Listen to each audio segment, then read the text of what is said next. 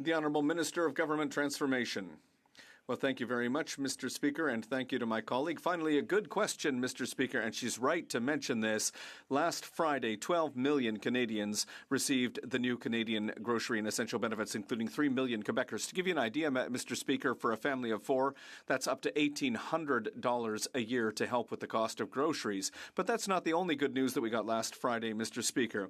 Canada created 88,000 new jobs, and for the 38th consecutive month, salaries went up faster than inflation. Our plan is working for a Canada strong, for a prosperous economy for everyone. Member for Calgary Nose Hill.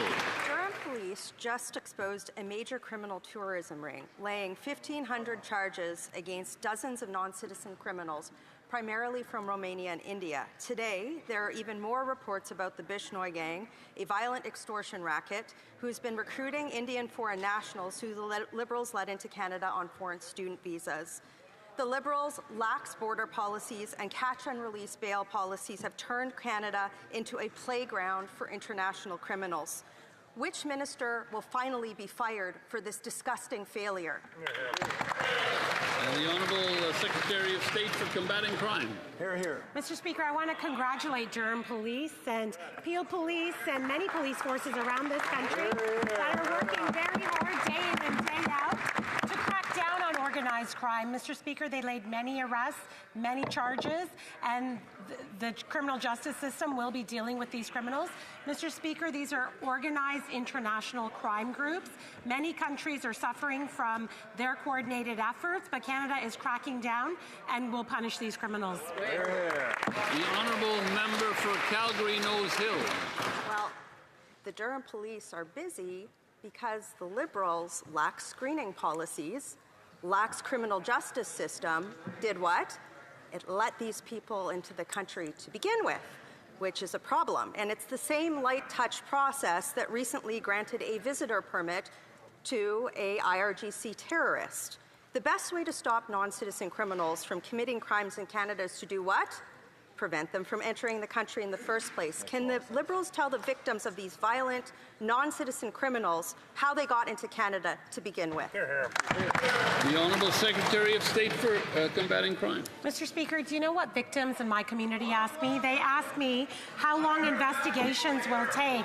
And in order to speed investigations up and provide further tools to law enforcement, they would need Bill C-22 to pass, Mr. Speaker, except the Conservatives in this House have been delaying that bill, have been on the side of big social media giants instead of on the side of Canadians so that public safety can be served. The Honourable Member for Calgary Nose Hill.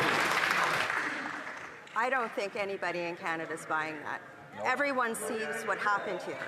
The Liberals had mass immigration, open border policies, coupled with a woke judiciary and catch-and-release bail policies for a decade.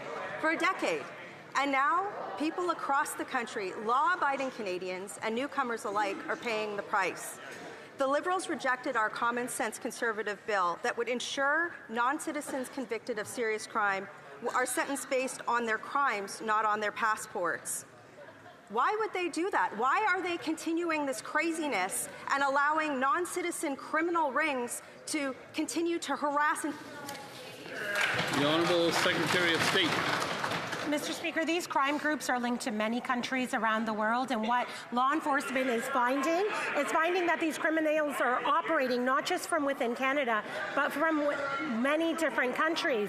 But you know what would help, Mr. Speaker? It would help to be able to investigate these within Canada and to be able to pass C-22. We are one of the only Western countries that does not have a legal access framework, Mr. Speaker. When will the Conservatives become tough on crime? Because the government is ready to do the work. The Honourable Member for Milton East, Halton Hills South. Mr. Speaker, last Friday, families in my riding of Milton East, Halton Hills South woke up to good news. May's labour force survey showed robust job gains, a promising sign that our economic plan is bearing fruit. And the CRA began issuing payments under our government's enhanced Canada Groceries and Essentials benefit, equal to a 50% increase over the previous GST credit. Can the Secretary of State for CRA and financial institutions update this House on how our economic plan is setting a long-term trajectory for growth and resilience while also making life more affordable for Canadians here and now? The Honourable Secretary of State for Financial Institutions. Mr. Speaker, I want to thank the member from Milton East, Halton Hills South for another great question today. Last week in Halifax, I was proud to announce that the CRA began issuing the top-up groceries and essentials benefit. By introducing that benefit, Mr. Speaker, we're going to build a strong Canada, we're going to support families, we're going to build a strong economy, and we see evidence of that. 88,000 jobs created just last month. The glass is half empty, they're going to talk down our economy, we're going to build Canada strong. Thank you, Mr. Speaker. The Honourable Member for Algonquin, Renfrew, Pembroke. Mr. Speaker, Bill from the Valley is a home renovation contractor. He called me to tell me that usually he's fully booked by the end of May for the entire season. It's June and he has just 2 projects booked. People are more worried about putting food on the table than fixing a leaky roof or a broken porch. He thinks that he may have to take on an extra line of work. Will the Prime Minister tell Bill that Canada is in a recession, or is he going to tell Bill he's just technically running out of work to do?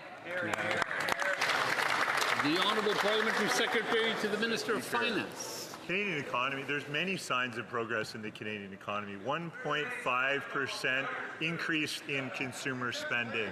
GDP per capita is up almost 1%. Wages have outpaced inflation, and the new May job numbers just came out last Friday. I know the Conservatives completely want to willfully ignore those, but 88,000 new jobs, net new jobs in the Canadian economy, 800% beyond expectations, and recovering 80% of the job losses due to the tariff threats from the United States. That's good news for Canada. We're building the foundations. The Honourable Member for Courtenay Alberni.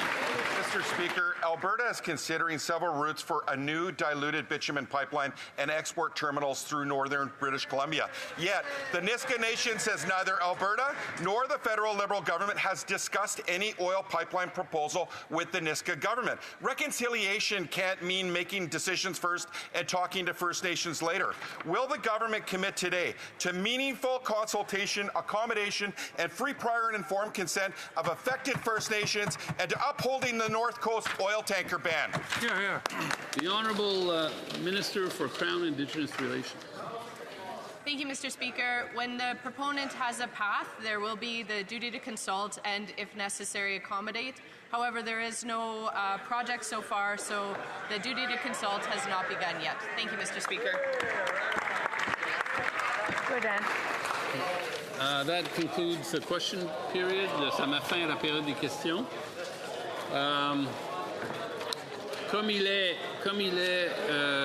It being 3:09 p.m., the House will now proceed to the taking of the deferred recorded division of the motions at report stage of Bill C-16. Call on the members. Thank you.